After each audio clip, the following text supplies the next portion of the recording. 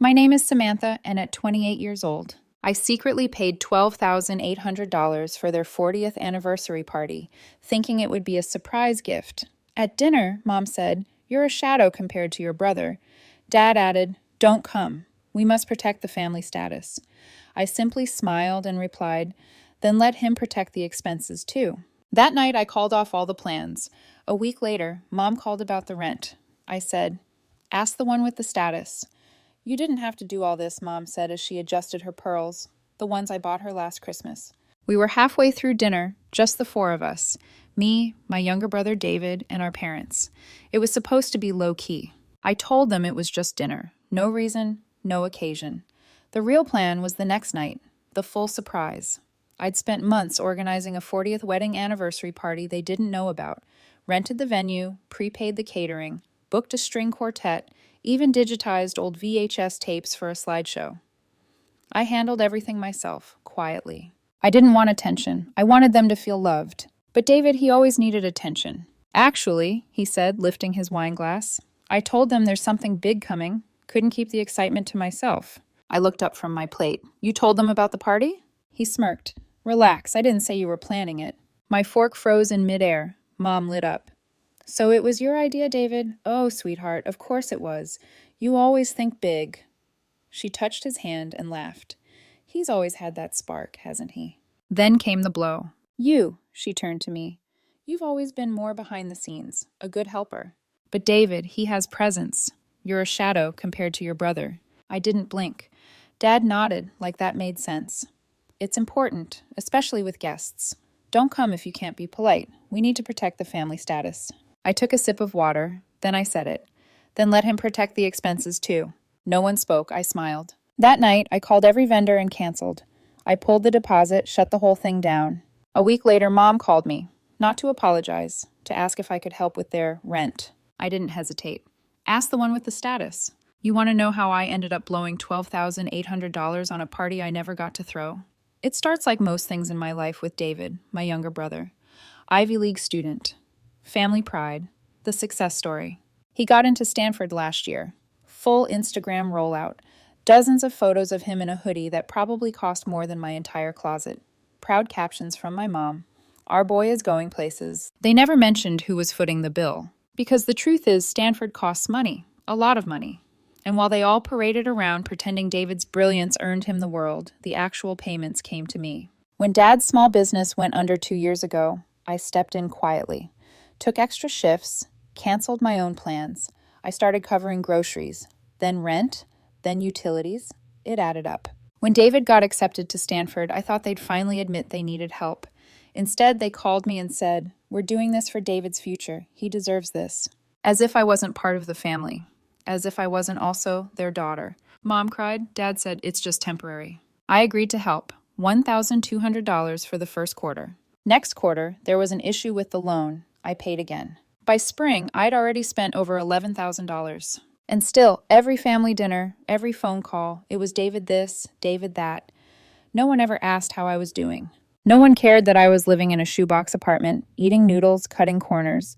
I was the invisible one, the dependable one. I didn't even resent David at first.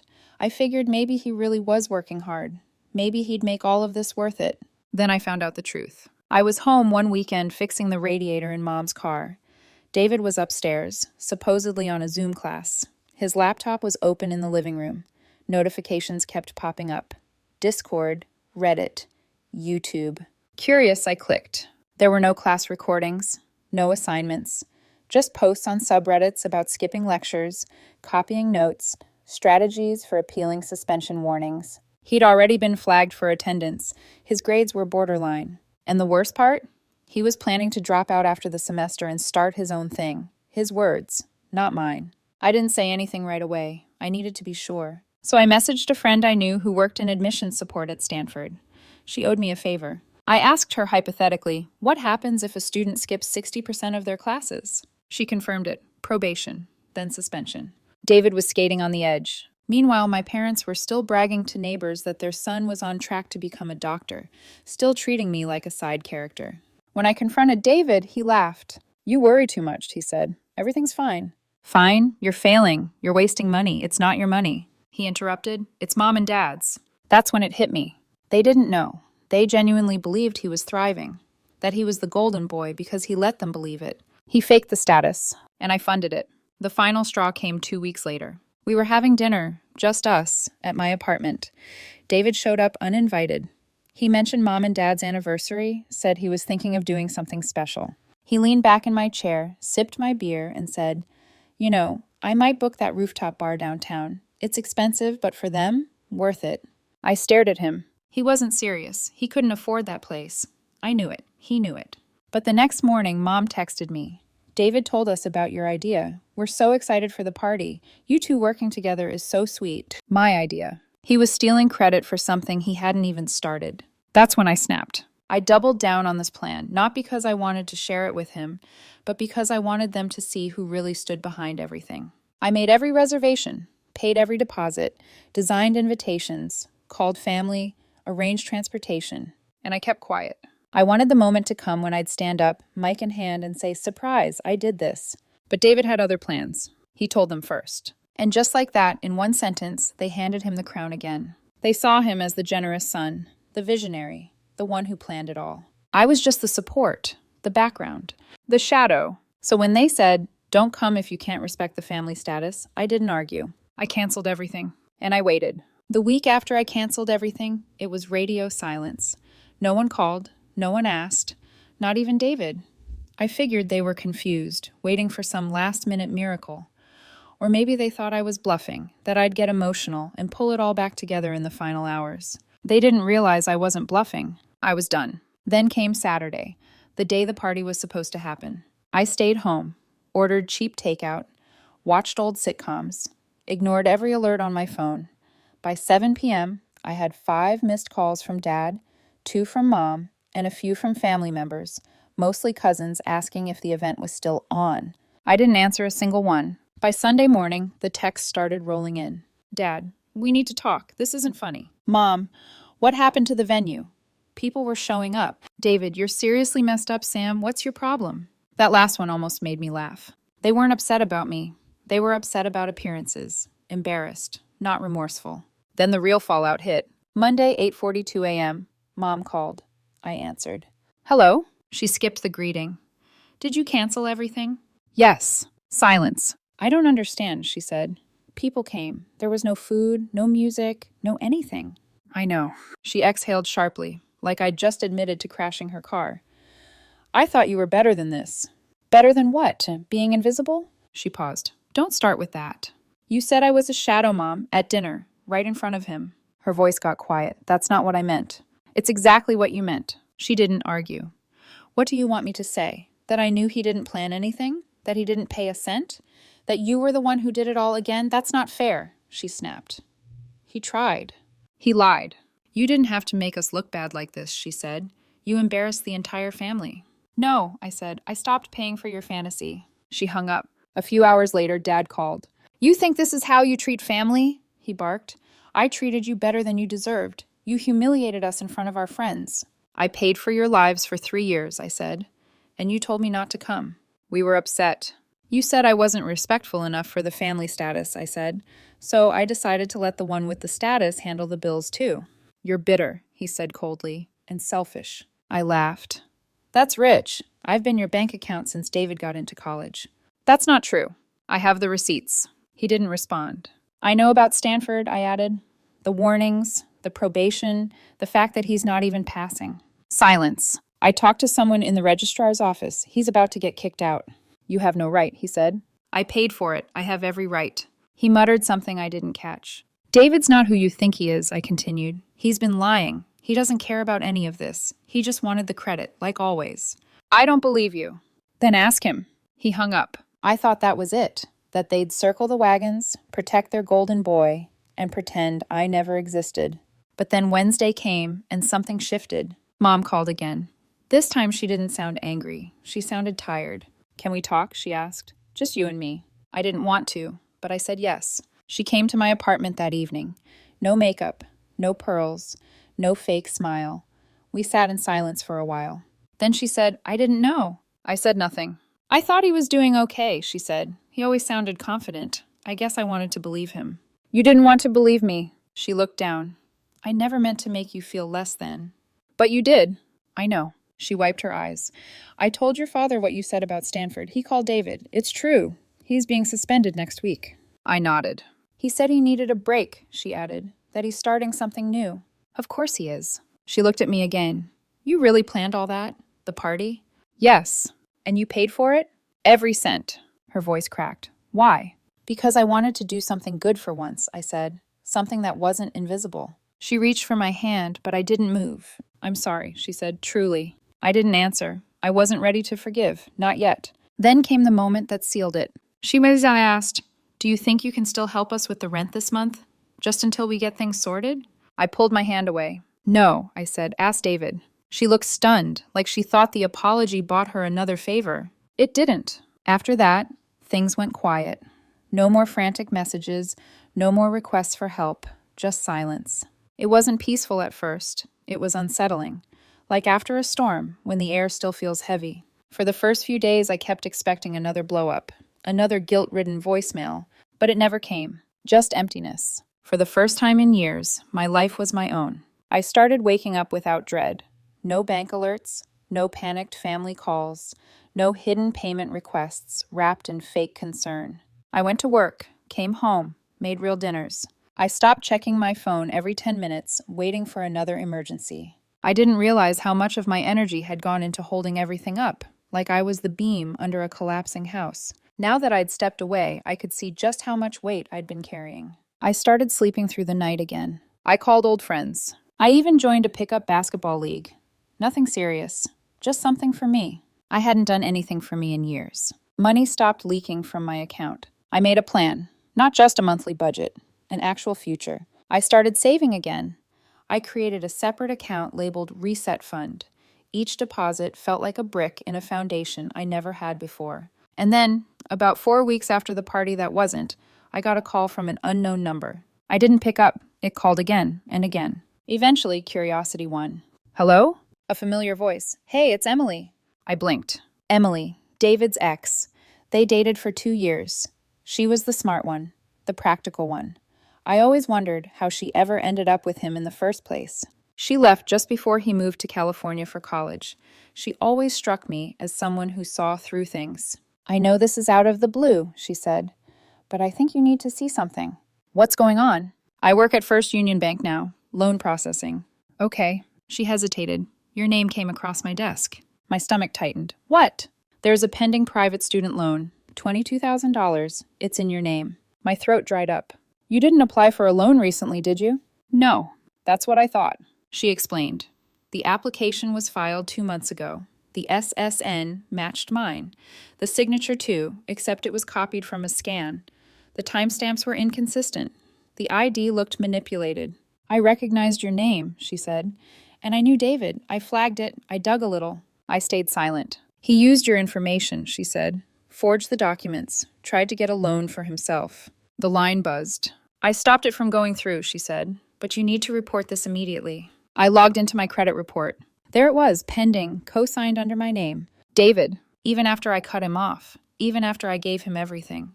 Even after I told him I was done. He tried to use me again. I wasn't angry. I wasn't shocked. I wasn't even hurt. I was done. The next morning, I filed a police report. I submitted all the documentation, contacted the fraud department, froze my credit, reported the attempted identity theft. I didn't tell David. I didn't warn Mom. I didn't call Dad. I wasn't going to give them another chance to bury it. 2 days later, legal action was taken against David. Financial misconduct, unauthorized use of personal information, document alteration. That's when the floods started again. Voicemails from Mom. This must be a mistake. Please, we need to talk. Text from Dad. You've gone too far this time. Even a message from a distant aunt I hadn't heard from in 5 years. Family is family. You don't call the police on blood. But blood doesn't mean you get to rob someone and expect silence. I didn't answer any of them. The only message I opened was from Emily. Glad I caught it. Hope you're okay. If you ever need anything, even just someone to confirm you're not crazy, I'm around. I replied, thank you. That meant more than you know. The craziest part was that I wasn't surprised. Somewhere deep down, I knew it wasn't over. People like David don't stop until someone stops them. And people like my parents don't notice the damage until it threatens their reputation. A week after the arrest, I got a letter in the mail from David, handwritten. He didn't apologize. He blamed me. Said I overreacted. Said I should have talked to him first. Said I ruined his future over a misunderstanding. I didn't respond. I folded the letter in half and dropped it into the shredder. Then I went back to living. And for the first time in my adult life, I really was free. It's been 6 months since David was arrested. The charges didn't disappear. The evidence was too solid. The fake loan application, the forged documents, the altered files. In the end, he accepted a plea deal. No prison time, but a criminal record, mandatory counseling, and community service. He never reached out. No apology, no explanation, no anger either. Just silence. The last update I heard about him came through a distant cousin. He's working on some project with friends, they said, trying to get back on his feet. I didn't ask for details. My parents didn't handle it well. They told extended family it was a legal misunderstanding, that David was set up, that he was moving forward with big plans. They rewrote the story like they always do, but this time they didn't include me in the edits. They haven't asked me for help since, not for rent, not for David, not even to explain myself. The silence I once found strange now feels earned. I finally got a chance to build my own life, not as a backup plan, not as a safety net, not as someone else's emergency fund. Just mine. I moved to a new apartment, bigger. Light pours through the windows in the morning, and I actually have time to enjoy it. It's not fancy, but it's quiet, stable. For the first time, I don't feel like I'm living on borrowed time or borrowed money. I threw away the shoebox full of bills I used to keep, the proof of everything I paid for. I used to think I'd need them someday to defend myself. Now I realize I don't owe anyone explanations. I lived it. I know what I did. That's enough. I started new routines. Small ones. I meal prep on Sundays. I read more. I stopped checking my phone every 2 minutes. I finally fixed my bike. I take it out on weekends. Ride along the river, listen to music I actually like. Not what David used to blast when he stayed over and forgot his headphones. I reconnected with people I'd lost while I was too busy bailing out my family. Turns out I wasn't as forgotten as I thought. I was just unreachable, always distracted, always tired, always responsible for someone else's mess. Now, when people call, I actually have the energy to listen. I've also learned to say no without guilt. That took longer than I thought. For years, no felt like failure, like betrayal. But the truth is, boundaries aren't walls. They're doors with locks. You choose who gets access. And I'm finally the one holding the key. Mom still calls occasionally. Not often. Her voicemails are complicated. One time she cried. Another time she blamed me. Once she sounded like she just missed me. I never called back.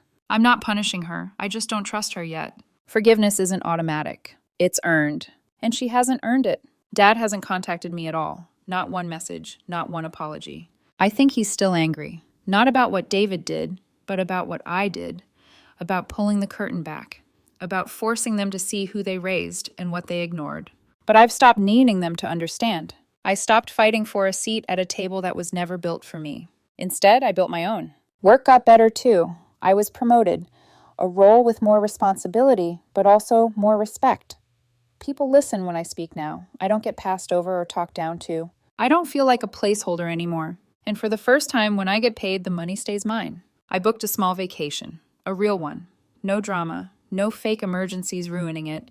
Just 4 days away. No one else's problems in my pocket. That's what freedom looks like. Not loud, not dramatic. Just uninterrupted peace. Then something unexpected happened. Emily texted again. She asked if I wanted to grab coffee. No pressure. Just friends.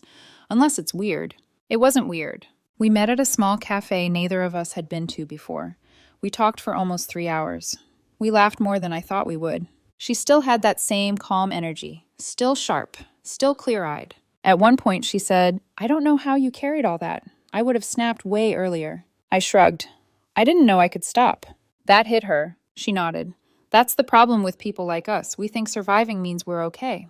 It stuck with me. We didn't plan anything beyond that first coffee, but we've texted almost every day since. I don't know where it'll go, but it feels real. Honest. There's no pretending, no debt, no performance. Just space to be myself. And that's more than I ever had in my own family. I still think about that dinner sometimes. The one where Mom looked me in the eye and said, "You're a shadow compared to your brother." It used to haunt me. Now it reminds me of how far I've come. Because shadows don't disappear by fighting the light. They disappear when you step out of someone else's. I don't need to prove anything anymore. Not to them, not to him, not even to myself. I was never the problem. I was just tired of being invisible. Now I'm not.